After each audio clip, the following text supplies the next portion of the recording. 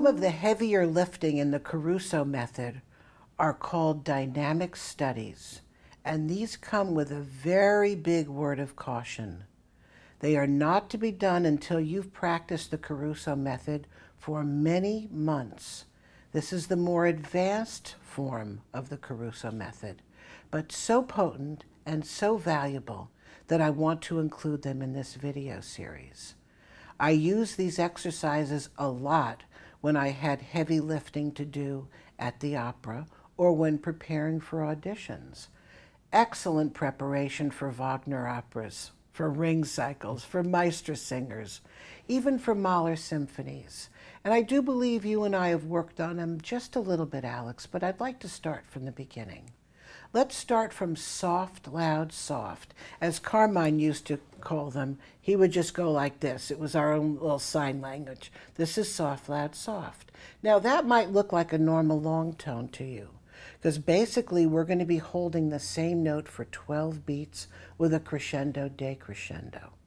However, the way you're going to use the airspeed and the actual quality of the forte in particular is not the way I would normally suggest practicing long tones.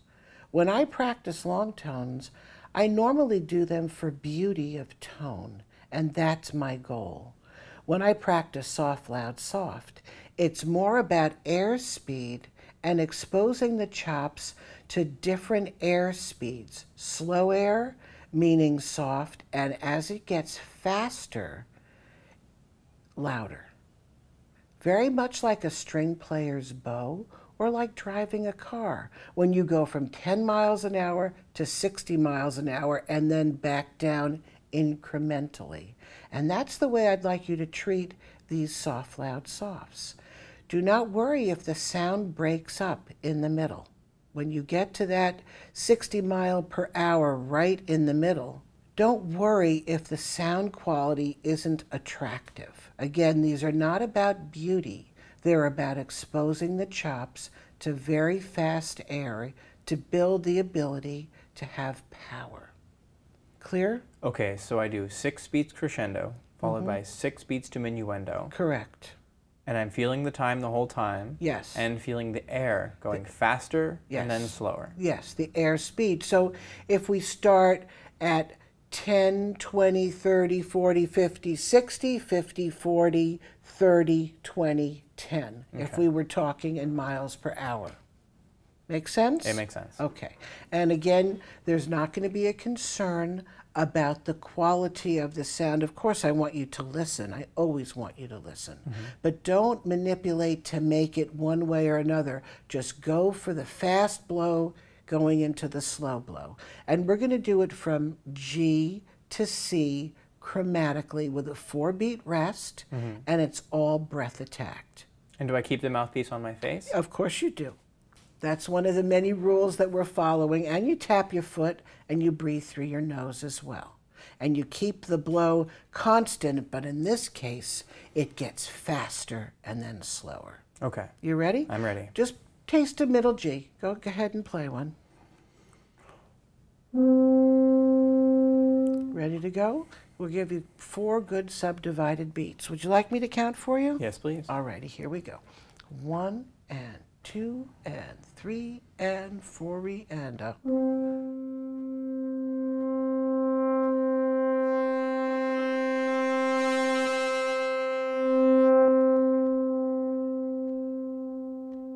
Beautiful.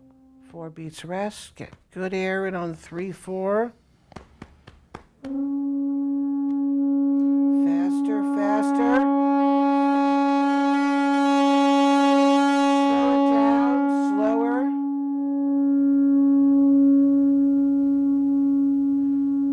One and 2 and 3 and 4 and a.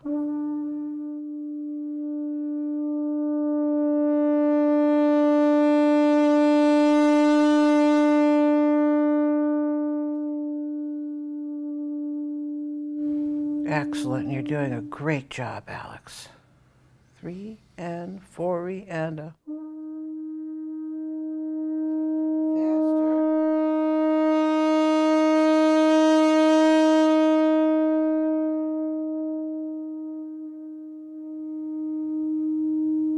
2 more to go.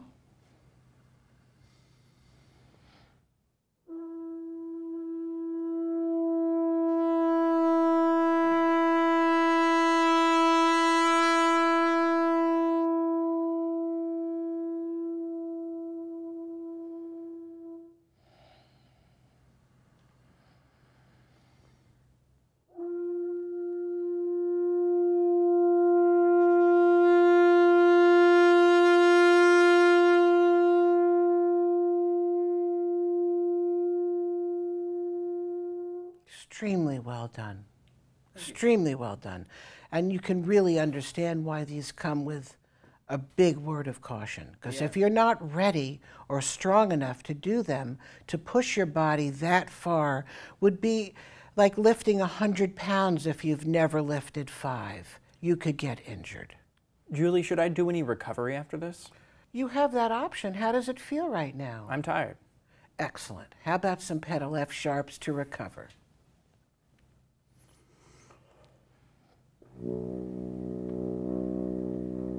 Always keep time.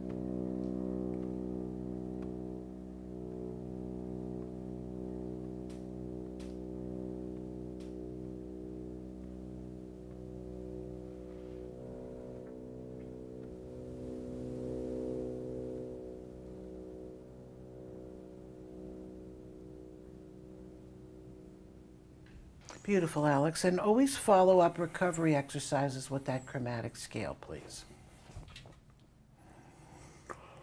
One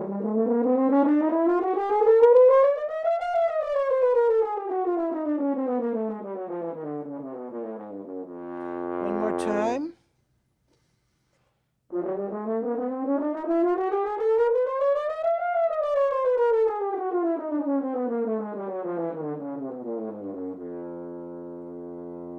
Very, very well done. Question? Yeah, how often should I do these exercises? Depending on what's going on. If you have a heavy playing schedule, don't do them. Okay. But if you're in a low period of just practicing or preparing for some big performance or audition and you're just in practice mode, you could do them once in a day. You have to be very wise to not push yourself to a point of injury. And I know you for so long that I know you don't always recognize when you have fatigue. So tell me, how do you use them now? Because I know you practice them. I do practice them, but never on days when I have a performance in the evening. I don't like to walk into a performance feeling more tired than I should feel. I want to feel warmed up, but I don't want to feel beat up. Do you do intervals on days when you have a performance? I do intervals, maybe one interval, but earlier in the day, and I don't do it with dynamics. Okay. And I have to say the same for myself in my Met career. I would do a warm-up early in the day if I had a heavy opera that evening, and I would do an interval. Although as time passed and as I got older, I stopped doing intervals on days of heavy performances. But as a younger player with a lot of chops to burn, I felt it was just fine to do an interval early in the day with a nice break in between, perhaps swimming or doing yoga or meditation or taking a walk and getting myself ready for the performance well after there was a morning warm-up. Do you do it about the same way, Alex? I do. I like to warm up in the morning and then do what I can to get my head in the right place later in the day. Yes. What are some of the signs of injury, or what's a sign that you should take it easy, perhaps, when people are going through these Carusos? Well, sharp pains, for starters. We've all had that pinchy, sharp pain in our lips. Stop playing. Yeah. The minute that shows up, stop. Okay. Play some pedal tones, walk away from the horn. Put the horn down. Don't push past it. That's your body telling you it's time to walk away. It's really important to do that, right, Julie? Because if you It's injure essential. yourself, you're looking at a recovery period that'll reduce any progress you might have made during that time. And people then will push through the recovery period and get even doubly injured. And I'm sure many people listening to us talking right now are from that camp. So be very, very smart with how you use the Caruso method in particular, and these dynamic studies, which are heavy lifting. As we've discussed throughout all of these lessons, timing and subdivision is the essential ingredient for body synchronization. This is the basis of the Carmine-Caruso method. How to move with ease and coordination so that it becomes a reflex to play your instrument without thinking about how to do it, which leaves you free to play from your heart and sing. And I can't think of a better way to end this series.